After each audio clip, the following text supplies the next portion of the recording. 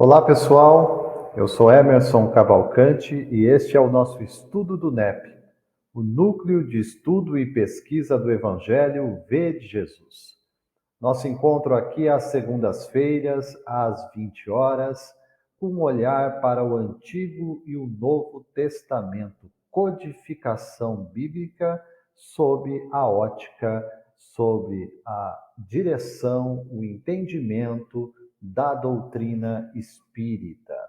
Nesse ano de 2023, temos percorrido aqui em especial o Novo Testamento, as cartas de Paulo, com destaque para a carta aos Romanos.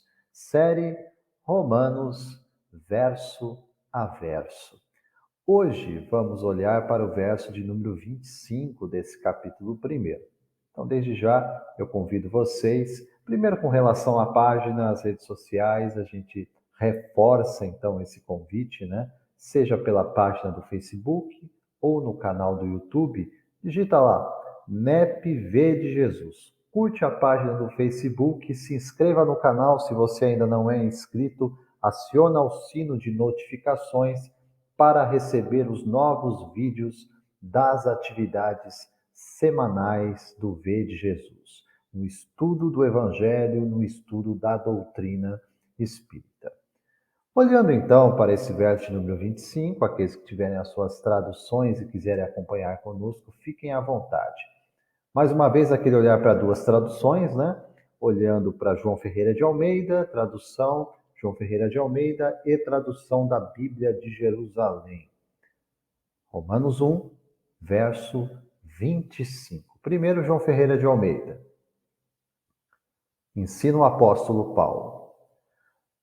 Pois mudaram a verdade de Deus em mentira e honraram e serviram mais a criatura do que o Criador, que é bendito eternamente. Amém. Na tradução da Bíblia de Jerusalém, Bíblia Católica, nós encontramos a seguinte tradução. Eles trocaram a verdade de Deus pela mentira e adoraram e serviram a criatura em lugar do Criador, que é bendito pelos séculos. Amém. Nas duas traduções, textos semelhantes, como vimos, né? Fica evidenciado aqui, dentro dessa dissertação de Paulo, no primeiro capítulo da Carta aos Romanos, que a temática que vai se expressando na sequência desses versos é uma condenação muito clara, uma condenação reflexiva aqui, em torno do tema da idolatria. Idolatria. Vamos perceber, eu vou fazer aqui uma leitura dos últimos versos que antecedem esse verso 25 que nós já temos estudado, né? A sequência anterior. Então vamos pegar o verso 22, né? A declaração de Paulo é: dizendo-se sábios, os homens dizendo-se sábios, tornaram-se loucos, ou tolos, e trocaram a glória do Deus incorruptível por imagens do homem corruptível, de aves, de quadrúpedes, de répteis. Por isso, Deus os entregou, segundo o desejo dos seus corações, à impureza, em que eles mesmos desonraram seus corpos. E aí vem então o nosso verso de estudo de hoje, o verso 25. E eles trocaram a verdade de Deus pela mentira, e adoraram e serviram a criatura em lugar do Criador, que é bendito para sempre. Amados, fica tão evidente aqui que tudo que está se tratando, desde a falsa sabedoria, dizendo-se sábios, tornaram-se tolos, tornaram-se loucos, e essa troca, né, que já no verso 23 se expressa, do Deus incorruptível por imagens do homem corruptível, estendendo isso para aves, para quadrúpedes, para répteis. a determinadas imagens, né, dos deuses politeístas, que inclusive fazem uma espécie de híbrido, né, uma mistura de homem com animal. Isso demonstrando claramente, né, a bestialidade no sentido da imposição das pulsões, das paixões humanas, refletindo então o pensamento desviado, afastado de Deus. Isso nas representações dos deuses politeístas simplesmente é o transporte do sentimento que esses homens carregavam. Quando falamos desses homens, né, é bom que se diga à luz da doutrina espírita, estamos falando das nossas gerações em gerações anteriores. Sobre o princípio da multiplicidade das existências, das reencarnações, sabemos que o processo de desenvolvimento e de evolução das comunidades sobre a Terra se dá nestas sucessivas existências. Então é muito provável, mas muito provável mesmo, que eu e você já estivemos nessa condição. E se hoje ainda há, como existe, resquícios, se isso não é tão forte, tão claro na nossa consciência, já não cremos dessa forma, se há um esforço sincero e real para nos afastarmos dessas tendências, dessas inclinações, vamos compreender que o que Paulo está descrevendo aqui há 20 séculos é uma outra realidade. E que escrevendo a comunidade de Roma, a carta aos Romanos, está tratando de algo expressivamente presente na comunidade.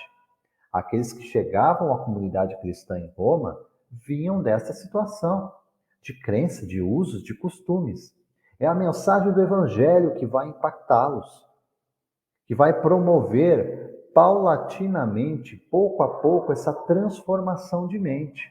Mas Paulo precisa alertá-los. Ao mesmo tempo, com relação àqueles que estão ao redor da comunidade, também possam ter um entendimento.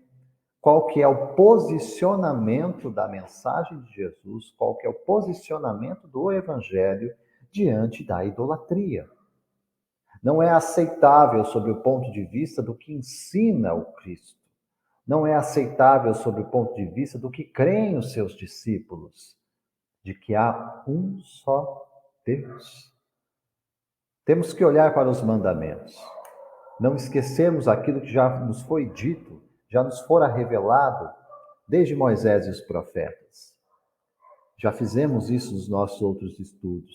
Mas para reafirmar o posicionamento, mesmo à luz da doutrina espírita, relembramos Allan Kardec. Logo no primeiro capítulo de O Evangelho segundo o Espiritismo, eu não vim destruir a lei, transcrevendo o decálogo de Moisés recebido em Sinai por revelação divina. Vai nos dizer: eu sou o Senhor vosso Deus que vos tirei do Egito, da casa de servidão. Não tereis outros deuses diante de mim. Não fareis imagem talhada, nem nenhuma figura de tudo que está no alto do céu, nem embaixo na terra, nem de tudo que está nas águas sobre a terra. Não os adorareis, nem lhes rendereis culto soberano. Veja, quando eu olho para esse verso 25, o que Paulo está declarando aqui, dissertando a respeito da idolatria, nesse primeiro capítulo da carta aos Romanos, nesse trecho, né? Está dizendo lá para a gente, né? Eles, os homens desviados de Deus, trocaram a verdade pela mentira. Qual que é a mentira?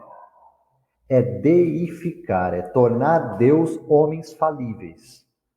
Então você pode me perguntar, mas Emerson, eu não vejo por aí homens chamando outros homens de deuses. De fato, hoje é bem menos comum, sob o ponto de vista daquilo que cremos, ou daquilo que falamos, ou daquilo, enfim, que comunicamos. Mas não é menos verdade que há pessoas, grupo de pessoas que idolatram outras pessoas, que idolatram determinados líderes humanos, que idolatram determinadas instituições humanas.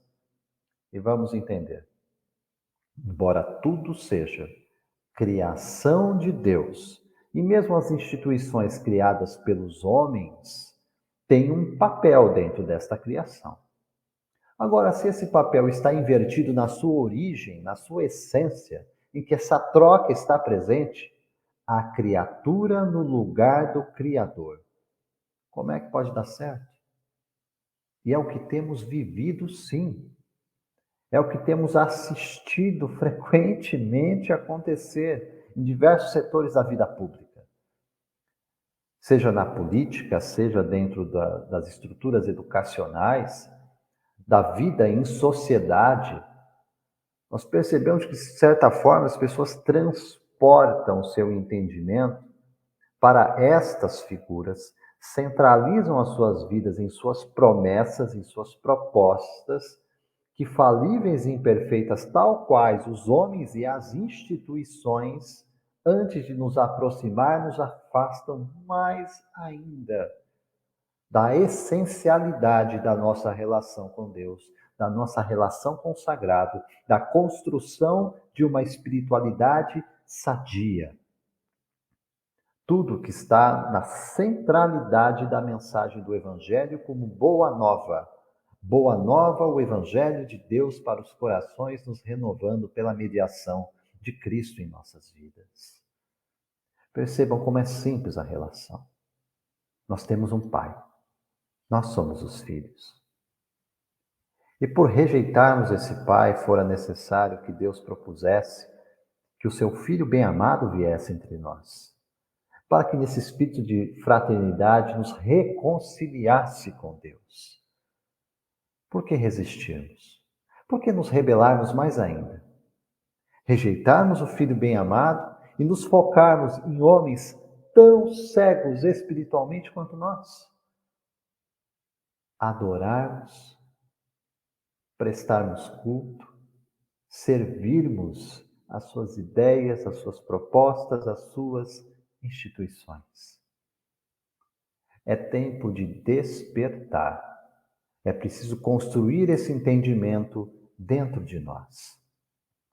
E para isso eu recapitulo mais uma vez aqui com o codificador Allan Kardec, que já nos apresentaram esses atributos de Deus na questão de número 13 de O Livro dos Espíritos. Mas que eu reforço aqui com olhar para uma outra obra da codificação, que é a obra A Gênese, os Milagres e as Predições segundo o Espiritismo, a última da sequência das 5 obras básicas com Allan Kardec. Aqui, logo no segundo capítulo dessa obra, tratando especificamente sobre Deus, é o título do capítulo, Deus. Caminhando mais adiante sobre a natureza de Deus, nós vamos ver o codificador Allan Kardec, mais uma vez, recapitulando aqueles atributos da questão 13 de O Livro dos Espíritos. Ele vai mencionar lá, explicando, passando aqui dos itens 8, dando sequência ao longo de todo o capítulo aqui, segundo do livro A Gênese, os Milagres e as Predições, de 8 a 19, os itens. E vai mencionar mais uma vez atributos. Deus como suprema e soberana inteligência. Deus eterno. Deus imutável.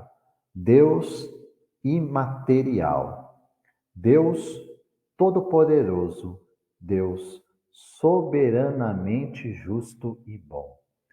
Foco especial aqui para essa conexão com o verso 25 do primeiro capítulo da Carta aos Romanos, 2 itens aqui. Deus imaterial, primeiro. Deus imaterial, escreve o codificador. Quer dizer que a sua natureza difere de tudo que nós chamamos de matéria. De outro modo, não seria imutável, porque estaria sujeito às transformações da matéria. Deus não tem forma apreciável pelos nossos sentidos. Sem isso, seria matéria. Ora, se dizemos a mão de Deus, o olho de Deus, a boca de Deus, é porque o homem, não conhecendo senão a si mesmo, a sua forma corporal, se toma por termo de comparação tudo o que não compreende.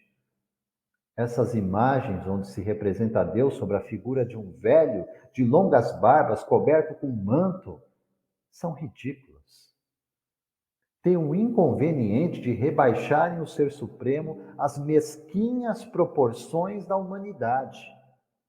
Daí a emprestar-lhe as paixões dessa mesma humanidade dos homens e dele fazer um Deus colérico e ciumento, não há senão um passo. E temos esse passo. Transformamos um Deus soberanamente justo e bom, um Deus colérico e ciumento, tal qual os homens em desequilíbrio, em desajuste espiritual e emocional. Pois é para alertar a respeito disso que Paulo está escrevendo, para tomarmos sentido oposto, para não trocarmos a verdade de Deus em mentira, para não adorarmos e servirmos a criatura em lugar do Criador. Porque o Criador é, nesta condição, um ser imaterial por ser a inteligência pura, soberana, perfeita, que em nada se compara à nossa condição material, transitória, perecível. Quando fazemos essa troca, e quando propomos essa realidade de que Deus será representado por aquilo que é o homem, nós desvirtuamos o atributo de Deus, da sua imaterialidade. Seguindo aqui, Allan Kardec ainda complementa para a gente, quando trata no item 16, Deus é único. A unidade de Deus é a consequência do infinito das perfeições. Um outro Deus não poderia existir senão com a condição de ser igualmente infinito em todas as coisas. Porque se houvesse entre eles a mais leve diferença, um seria inferior ao outro, subordinado ao seu poder, não seria Deus. Se houvesse entre eles igualdade absoluta, seria de toda a eternidade, de um mesmo pensamento, de uma mesma vontade, um mesmo poder. Assim confundidos em sua identidade, não seriam em realidade senão um único Deus. Se cada um tivesse atributos especiais, atribuições especiais, um faria o que o outro não faria. Então, não teriam eles igualdade perfeita, uma vez que nenhum nem outro teria a soberana autoridade. Vejam a lógica do codificador Allan Kardec ao apresentar esse atributo da unicidade de Deus. Deus é um só, como já declarado no primeiro mandamento em Moisés dado em Sinai. Compreender essa unicidade de Deus é olhar para a própria criação e perceber a harmonia de todas as coisas, a construção racional e perfeita da criação. E compreender que uma outra inteligência ou seria descartável sob o ponto de vista de não precisar dela se pensasse do mesmo jeito, ou seria uma oposição a Deus se pensasse diferente. E essa harmonia e estruturação das coisas, em nosso favor, em nosso benefício, demonstra também essa unicidade e o sentido de unidade do pensamento de Deus, manifesto nas etapas das revelações que nos alcançam, nos fazendo compreender, progredir, desde que bem compreendido o significado dessa mensagem e a aplicação dela em nossas vidas, o quanto Deus se faz presente através de sua providência. Deus age na história para resgatar o homem da sua materialidade. Portanto, mergulharmos mais ainda nisso, através de cultos idólatras, através da desonra que era o culto ao imperador romano à época de Paulo, que ele denuncia na carta aos Romanos. É um desvio indesculpável para as nossas consciências.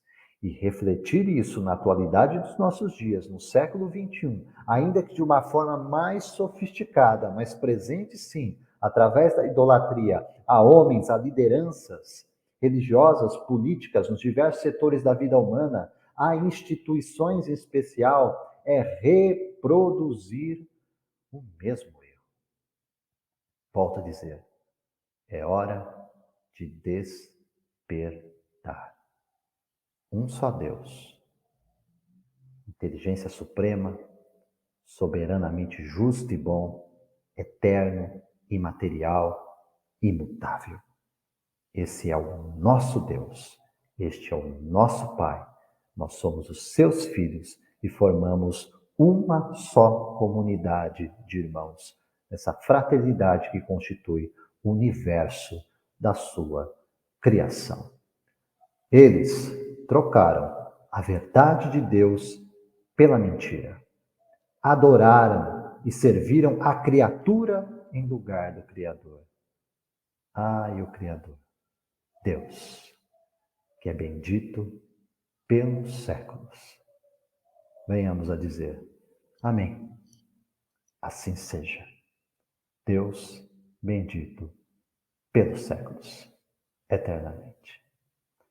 Amados, essas foram as nossas reflexões, olhando para o verso 25 do primeiro capítulo da carta aos Romanos. Deixando aqui essas mesmas reflexões para vocês, para que compartilhem, levem adiante, reforçando pelas redes sociais, NEP V de Jesus. Basta digitar página ou canal do YouTube que você se inscreve, aciona o sino de notificações e recebe os novos vídeos das atividades semanais do V de Jesus. Eu sou Emerson Cavalcante e deixo aqui os meus votos de paz, luz, sabedoria. Que Deus nos abençoe hoje e sempre. Até a próxima. Até breve.